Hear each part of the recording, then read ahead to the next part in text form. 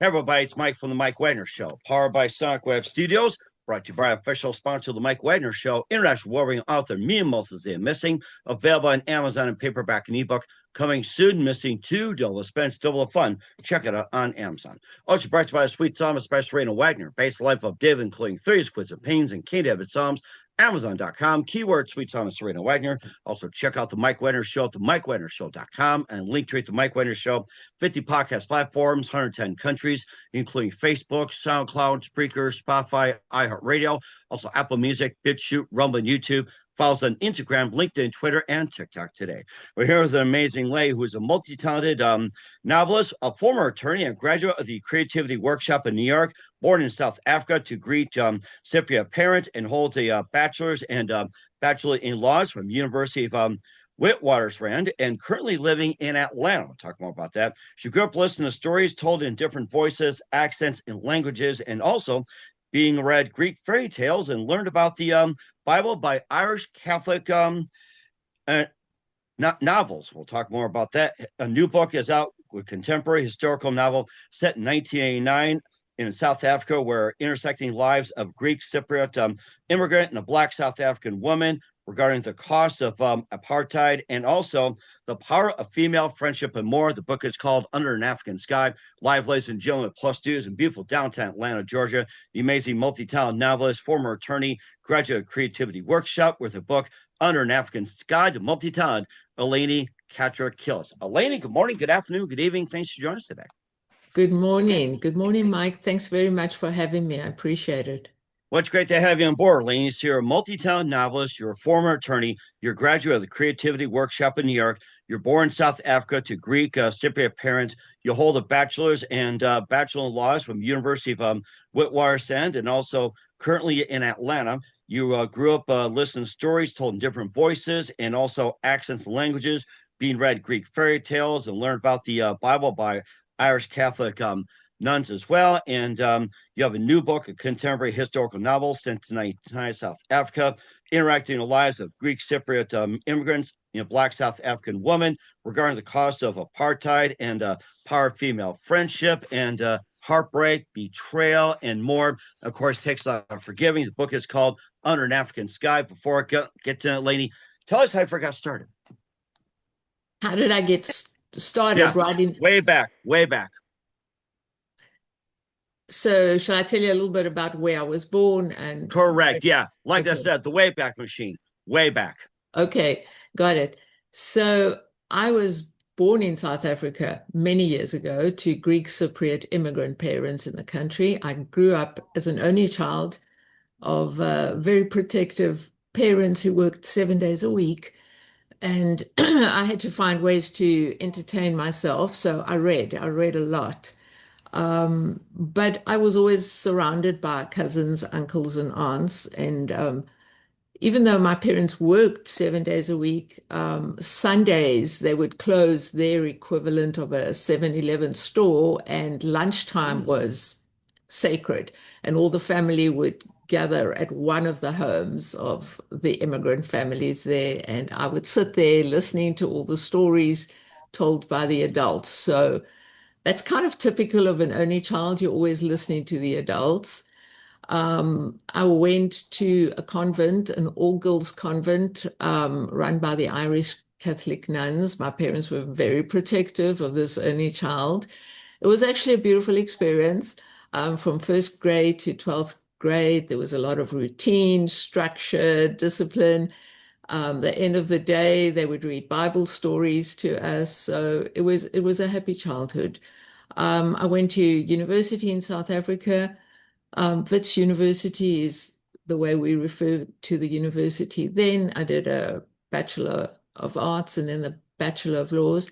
Back in those days, if you were the child of immigrant parents, they really wanted their children to be educated, something which they never had after the Second World War. That's why they immigrated to countries where there was opportunity.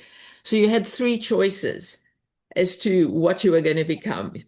You were either going to become a doctor, a lawyer, or an accountant. So very squeamish with blood, so that was out. Not so great with numbers. The accounting was out, so I had to become a lawyer. Um, I then did a period of articles in South Africa, worked for a couple of years in the legal profession, was horrified by how people acted towards each other, and then said, I think I'm going to go teach law. It's much easier to teach it than practice it. Then deal with a bunch of lawyers or liars. I'm sorry. I mean, yeah, that's it. So, and really, I wasn't tough enough to be in that world. I think some of my best successes there were negotiating quietly in the background, as Mm. opposed to, fighting and being nasty and mean.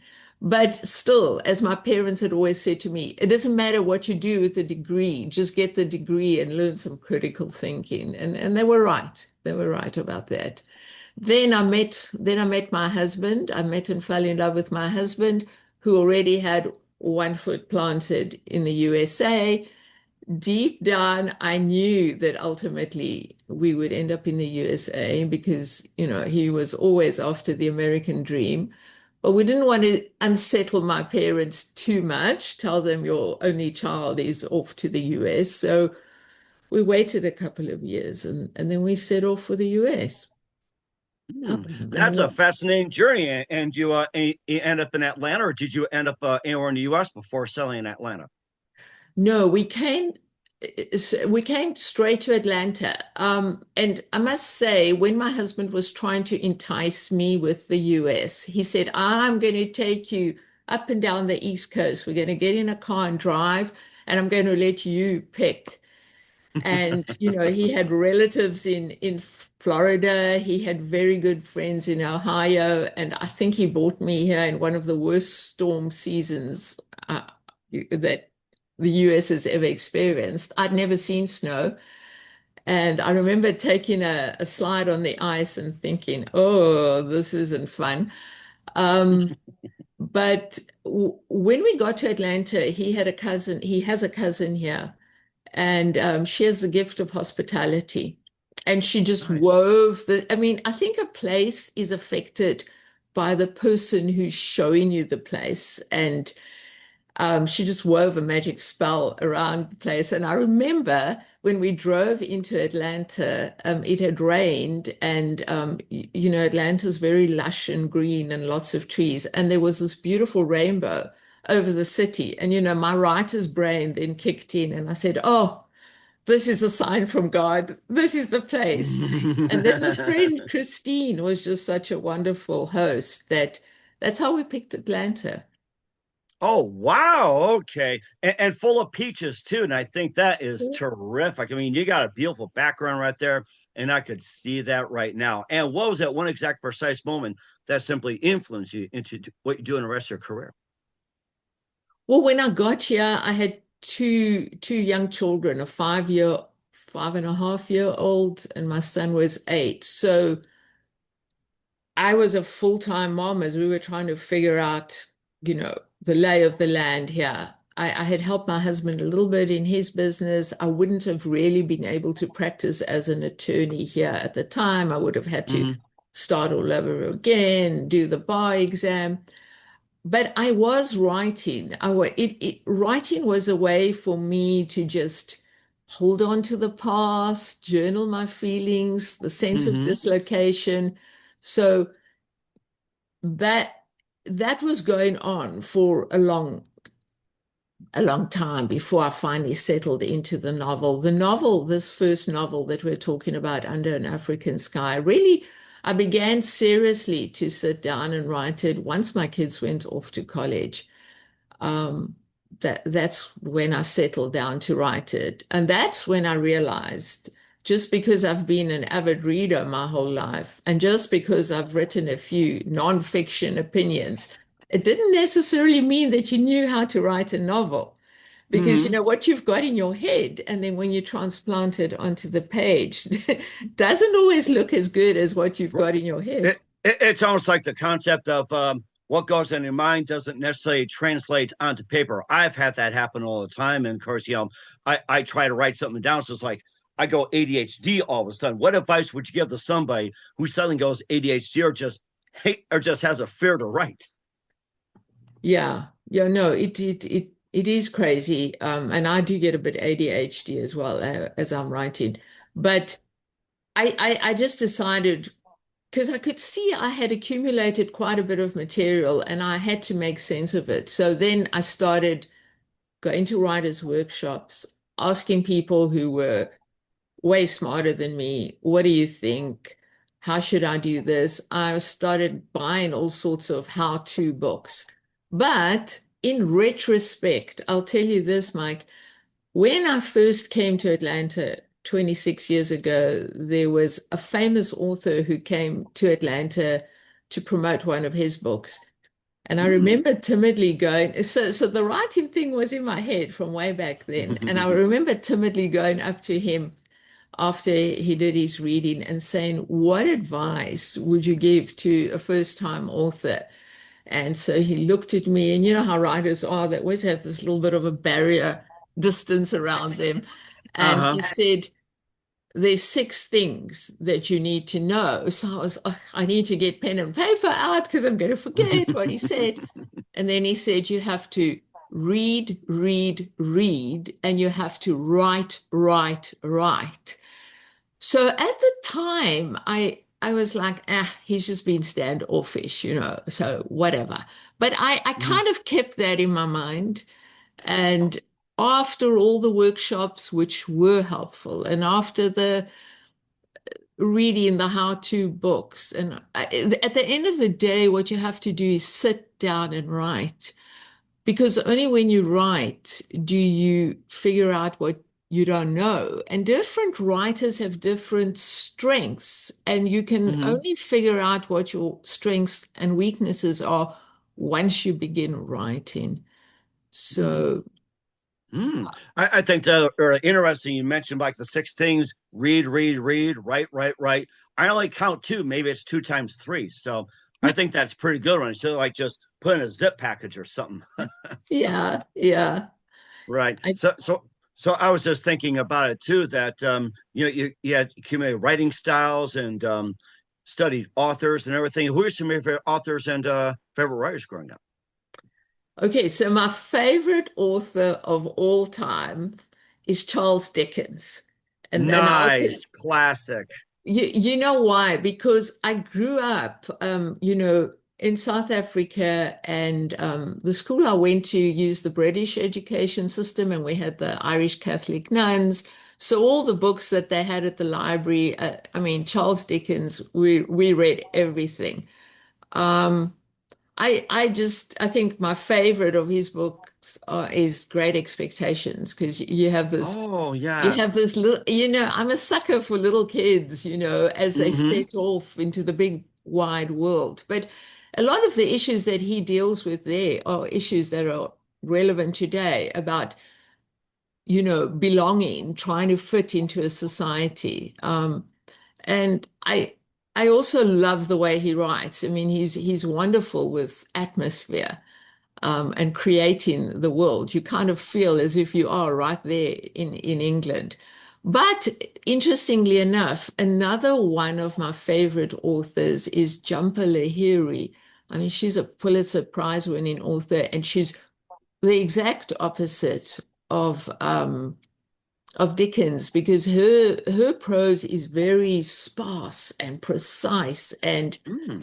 she she conveys a lot of meaning with very few words, something Mm-hmm. which I haven't quite mastered yet. I tend to be a bit verbose. And she also writes about themes that are close to my heart, the immigrant who's straddling like two continents or three continents and trying to hold on to their culture and their identity and still trying to fit into the new place. So she also deals with that. So those are my two favorites. I Mm-hmm. mean, there's plenty others, but And plus, too, you also have your own theme interwoven with your experiences. We'll talk about Under an African Sky with Elene Catrakilis. But first, listen to the Mike Wagner Show at the MikeWagnerShow.com, powered by SonicWeb Studios. Visit online at SonicWebStudios.com for all your needs. Look at a professional website without breaking budget. SonicWeb Studios is the answer. SonicWeb Studios offers fast, affordable custom web designs that blow the competition away. Call today, 1-800-303-3960. It's 1-800-303-3960. Or email to support@sonicwebstudios.com. Mention the Mike Wagner Show, get 20% off your first project. Sonic Web Studios, take your image to the next level. Also, time to give an official shout out to our official sponsor of the Mike Wagner Show, international warring author Mia Molson-Zia. If you love fast-paced mysteries, you love Missing by Mia Molson-Zia, available on Amazon in paperback and ebook.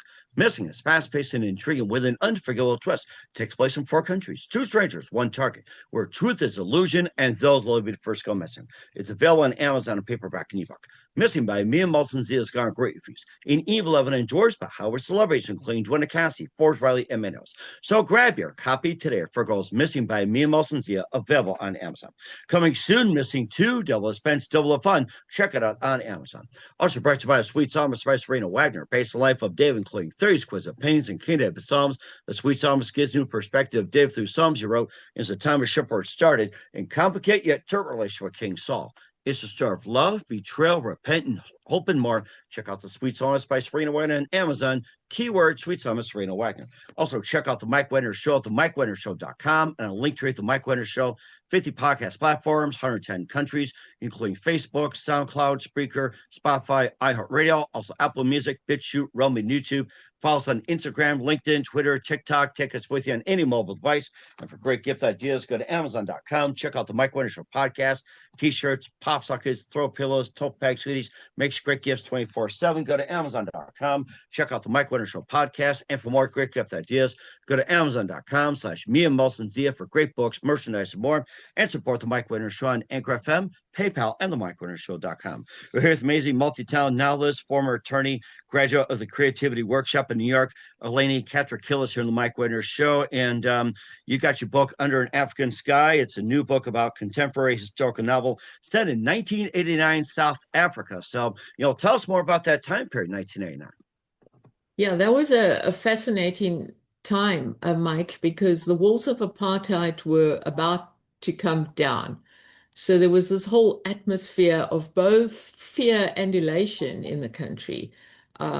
Excitedness that finally democracy would come, and then fear in the white community. Maybe it's going to be reprisals, maybe they're going to get back at us, that kind of atmosphere was in the air.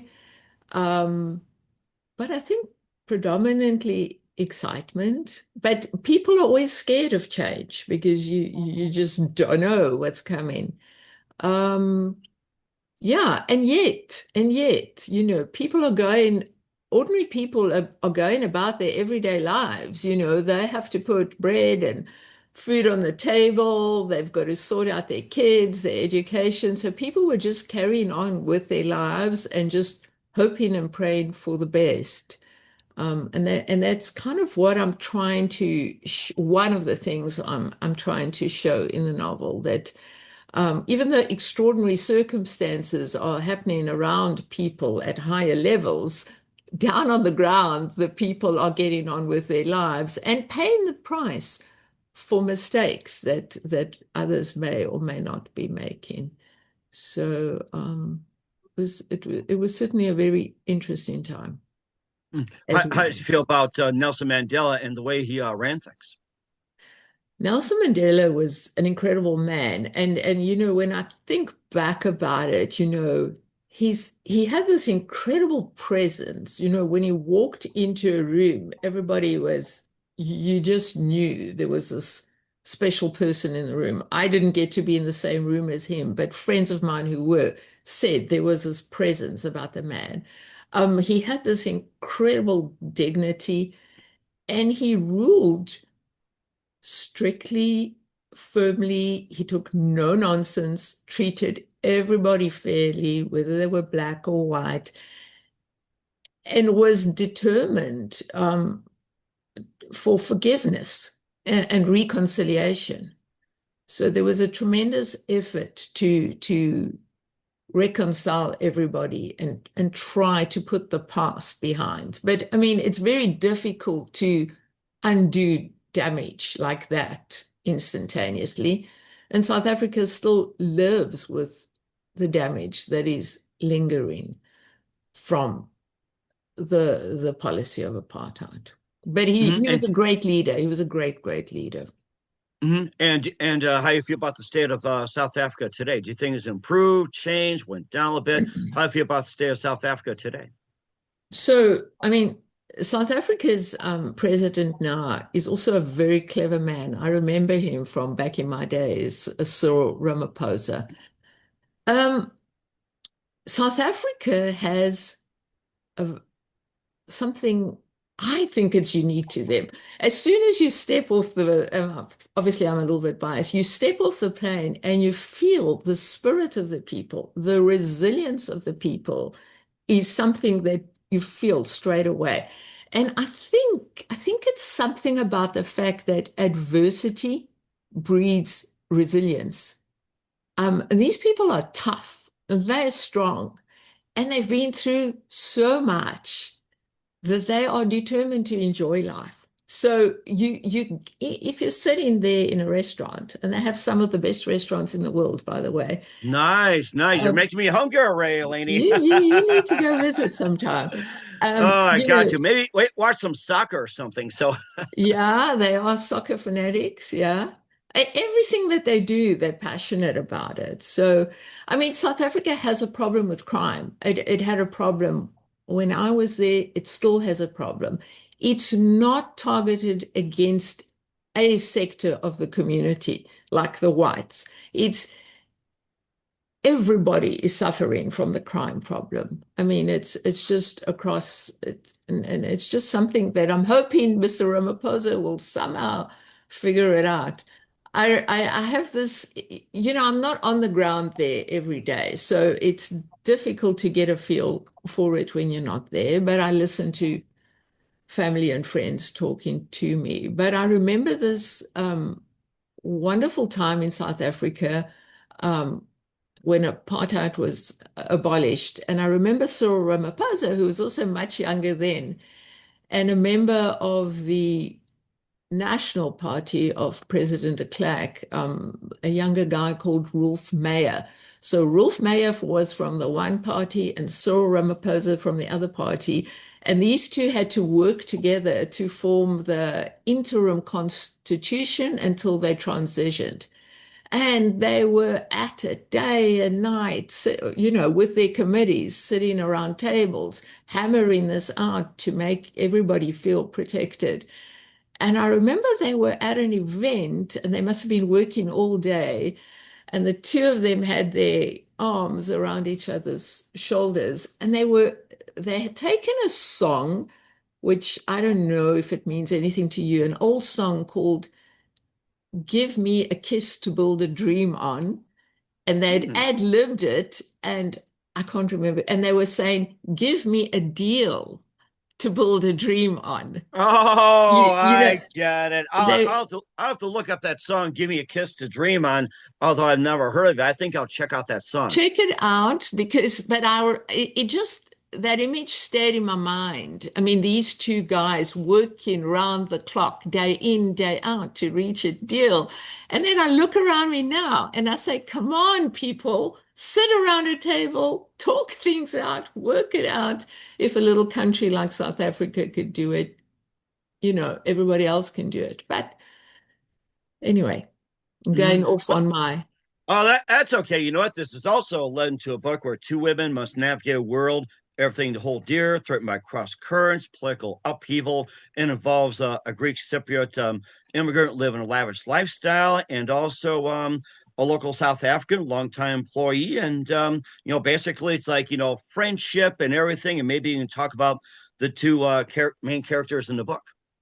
yeah, thanks. So Sophia is a Greek Cypriot immigrant, and obviously I knew many Sophias or versions of Sophia, and her husband had established a wonderful lifestyle there. And Sophia was not born in South Africa. Remember, well, you haven't read the novel yet, but she came there when she was 19, 20. So she hadn't been exposed to the apartheid policy. Um, and remember what Nelson Mandela had said, nobody is born a racist. Environment can type of sort of steer you in that direction. Um, but and then Grace is her loyal housekeeper. So Sophia lives in this palatial home, and then Grace lives in a small room at the back of the home. But they live in close proximity to each other every single day. Each one knows what is going on in the life of the other one. And so they're close, whether they come from different backgrounds or not, they're connecting on a human level and as mothers. Both of them have children. Both of them have dreams and aspirations for their children. Sophia's is more, she's trying to keep her children close and keep them close to their Greek identity, which is she's a little bit off track there because now she's in a foreign country and her kids are going to meet people who are not Greek. But she's like hanging on for dear life and trying to steer them in a Greek direction within the small immigrant community there.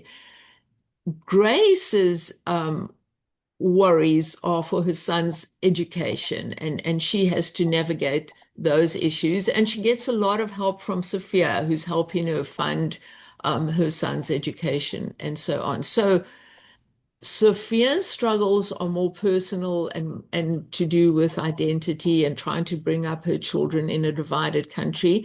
And then Grace, her housekeeper struggles are a reflection of the broader societal issues going on in the country at the time. And I try to show how their lives intertwine and how historical and political forces test their friendship to breaking point, and how it impacts them. And plus, you also have a father figure stepping in, coming from a remote area too. That he provides guidance and everything else. Of course, if two people can't get along, a third person has to step in. Yeah, and it's not that they couldn't get along. They always got, so Sophia and Grace always got on. I mean, even under the toughest circumstances. And there was something I wanted to highlight, that it was not all gloom and doom between people in South Africa. Most of the people loved each other and try to help each other and get on with each other. But Father Theo comes in he's called in for the wedding of Sophia's daughter. And I wanted to bring in the aspect of faith in a tangible way. Um, and having a priest there is kind of bringing your eyes more in focus to the religious aspect. And, Sophia was brought up in the Orthodox faith. Grace is, at the beginning of the novel, is not particularly religious, but she notices, she's also a reader and notices a lot about what's going on around her. And when she first meets Father Theo, she senses there's something special about this man. And there's a scene in the novel without giving away anything, but where things have really gone awry, and her heart is at breaking point. And she's walking through Sophia's beautiful home, and she sees these icons on the wall. And I don't know if you've ever been into a Greek church, but iconography is a major part of the icon of especially Byzantine iconography. You see it in the architecture. And she notices this one icon that she's cleaned like 100 times before, that she's dusted. And it's an icon of the Mother of God holding the baby Jesus in her arms. And she looks at it and she's staring at it, and something is drawing her to look at it now rather than to just be cleaning it. And then she notices that the little baby, his face is actually that of an adult. And then she just spontaneously does something where she gets down on her hands and knees and she says to the Mother of God, look, I don't really know you guys, but I've seen Sophia pray to you many times, and I'm just wondering, in the unlikely event that you can hear me, you are also a mother like me. So you'll probably understand my pain. So do you think you could ask your son if he could help us out here? Because sons normally listen to their mothers. So she's like Mm-hmm. desperate now. She's like beyond desperate. She's like, okay, I'm going to just try this. I've got nothing to lose at this point. So that's the thing about the Orthodox faith. You usually have tangible, it appeals to the senses, especially visual. So you see iconography, you see the priests dressed in their splendid garments, and it gets you to start thinking about God and Mm-hmm. paradise. And And what do you want readers to get from the book? I want them to get hope from the book, that even in the most dire circumstances, there's always hope, and especially through human connection. I mean, people are just people. It doesn't matter what their backgrounds are, where they come from, what they believe. People are people with the same feelings, and if they connect with each other as human beings, the possibility is that they can get through hard times. So yeah, that's one of my beliefs, that hope is always there. You've just got to look for it. So you can't always see it blatantly. Mm-hmm. And of course, the cause of apartheid remains as well. And of course, there's plenty of that. And how do they handle the apartheid situation as well? That has to be like just summed up. How do How did they? How did they? the two characters, well, the two characters, the relationship between the two of them is that they don't really see apartheid. I mean, they are just relating to each other, two women, two mothers, trying to take care of their kids. So for them, it's like a non-issue, but their kids are reacting to circumstances. So Sophia's kid wants to leave the country, and she's like, "Oh no, I don't want you to leave the country. I left the country once. You're going to leave a country again? No, you're going to stay here."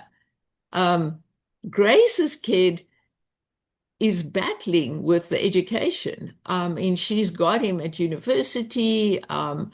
But he's listening to his friends and he's getting mixed up with the wrong crowd. So both women Mm, are simply navigating the repercussions of apartheid. It's not that they are thinking, oh, I can't hang out with you because you're different to me. They are dealing with the repercussions. And there's another, the way I try to tie it together is that right at the beginning of the novel, I have an epigraph, which comes from the Greek funeral hymn, which is chanted at funerals, and the chanter is saying, when I disobeyed your commandment, O Lord, you threw me back to the earth from where I came. Grant me again the homeland for which I long. Make me a citizen of paradise. So in the story, both women are looking for the perfect homeland, um, even if they don't know it. So Sophia is kind of trying to keep Greece in South Africa, or Cyprus in South Africa. And obviously, Grace is waiting for this perfect homeland when apartheid will be abolished and her son can take his place in the new country. Both women are looking for this perfect homeland. But in the background, I'm kind of suggesting through the priest, is there a perfect homeland on this earth? Is there such a thing as a paradise on earth? Or is it something else? Is it something more? So if you read the story, you'll see if what conclusions the women come to. and what conclusions are they? We'll find out in with Elene Catrakilis with Under an African Sky. You're listening to the Mike Wagner Show at the MikeWagnerShow.com, powered by SoundCloud Studios, brought to you by our official sponsor of the Mike Wagner Show, international warring author Mia Moses Missing, the sweet song by Serena Wagner, based on the life of Dave, including 30 Quiz of Pains and King David Psalms. Amazon.com, keyword Sweet Song of Serena Wagner. We'll be back to multi-talented novelist Elene Catrakilis of Under an African Sky after this time out. Rebecca author Elene Catrakilis of Under an African Sky here on the Mike Wagner Show. And of course, summing up the whole thing and just a great story as well. Where can we find Under an African Sky and all he works at, Lenny? Currently, it's available for pre-order online from Amazon and Barnes and Noble, all the typical places. Definitely, the Kindle is available right now, and I think pretty soon the ebook and the hard copies will be loaded up soon so that people can get them and order them online as well. Should be able to get it in some of the Barnes and Noble stores soon. Yeah, and you can also go to my website and just look for updates over there. It launches in the US officially March 10. But it is available in some versions for pre-order right now. And there's going to be an amazing audiobook as well. I was so lucky with that. I got this phenomenal narrator, a South African actress, and she's done an amazing job with the audio, and that'll be up soon as well and will be available on all the versions. Sounds great. And what's your website? How people get a hold of you? So my website it's just www.elenecatrakilis.com. And should I just spell my name because it's such a mouthful? Sure, go ahead, especially So, for our listeners and viewers. okay, so Elene Catrakilis, one word, ELENECAT, like the animal cat, CATRAKILIS, elenecatrakilis.com. And under an African sky, you'll be able to see things there. Okay, we'll get everybody to check it out right now. Hit the multi-talent Elene Catrakilis of Under an African Sky here on the Mike Wagner Show. Elaine, just a few more things. What else can we expect from you 26 and beyond? Okay. So Mike, I have a second novel that I've written. It's completed. It's in its fourth draft. So I'm not, yeah, fourth draft is not good enough to go out. It needs at least another two revisions. That one is set on an island in Greece. It's set, it's during COVID. So it's about a geeky American professor of American literature based in New York. She's married to this Greek doctor, and right at the beginning of the book, she unexpectedly and tragically loses him, and her whole world comes to a standstill. But then the rest of the world also comes to a standstill. So there's this woman now, and she's on her own. And just before her husband passed away, he had told her about this dream of his to build a holiday home on this island in Greece. It wasn't her dream, it was his dream. But now she's lost him. So she's like, well, maybe I should go there and take a look at building this home of his. And she'd never been totally comfortable with the place and the little nosy villagers who were always prying into her affairs and things that she's doing. But now she's there, she gets stuck there during COVID. So that's that story that it needs a little bit more fine tuning, but it's done. And I must say, once I've got a first draft out, I'm so happy because I actually think I'm a better editor than a writer sometimes. The first draft is the hardest because this is something I learned from those workshops. It was taking me so long to get the first draft out, and then they said,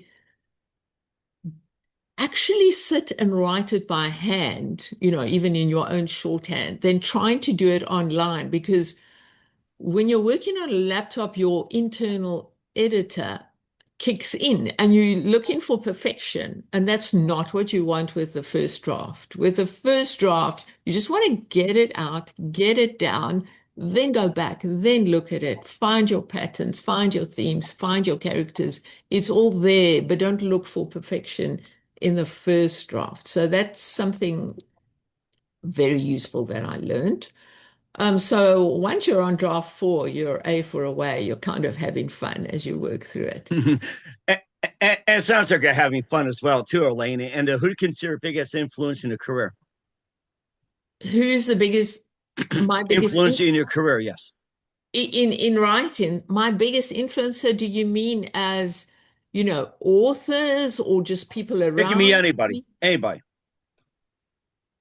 You know, Mike, nobody can influence you to write. You've got to really want it from inside. Otherwise, you'd be crazy to do it. It's a lot of hard work. Um, and I think probably the fact that I grew up as an only child, probably the fact that I was always observing the world from the outside, always, because remember my cousins were older than me, the adults were older than me, so I was always kind of sitting on the edge watching things.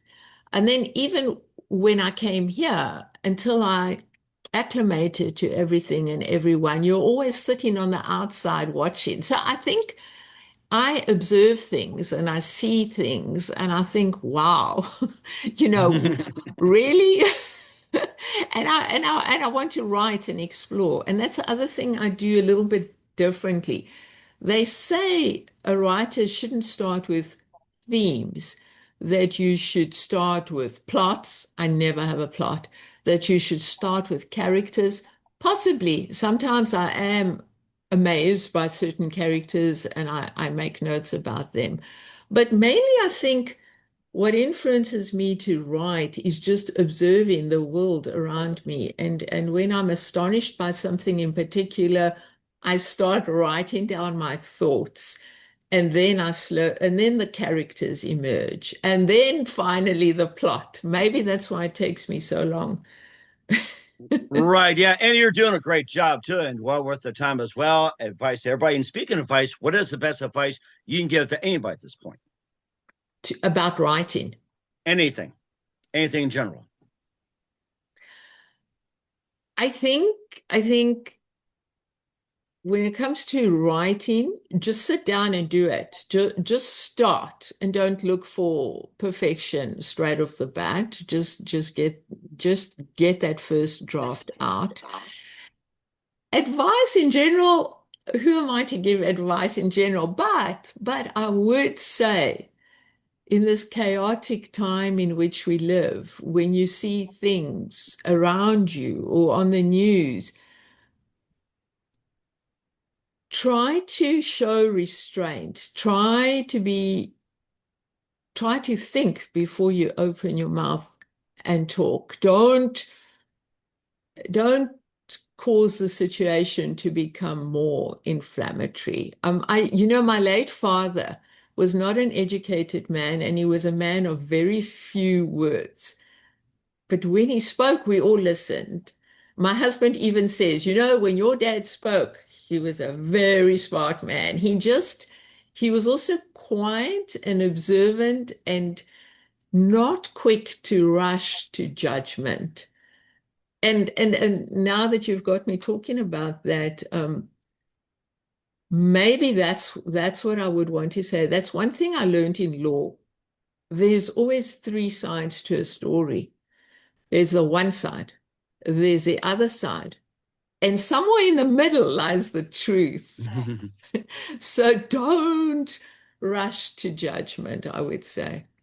And I think that's a great point right there, with three sides of the story and everything else. We're with the multi-talented author Elene Catrakilis of Under an African Sky here on the Mike Wagner Show. Elaine, very big thank you for your time. You've been absolutely amazing. Learned a lot. Looking forward to having soon. Keep us up to date. Keep in touch. Love to have you back. What's your website? How do people contact you? Where can people purchase or check out your book?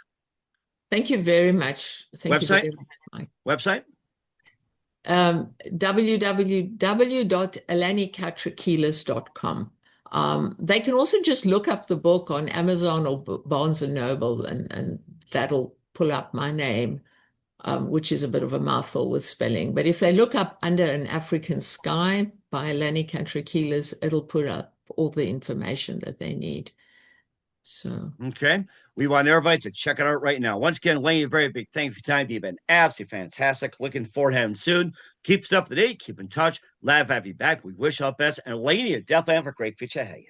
thank you very much, Mike. I appreciate the time and the opportunity that you've given me. Thank you very much. Take care.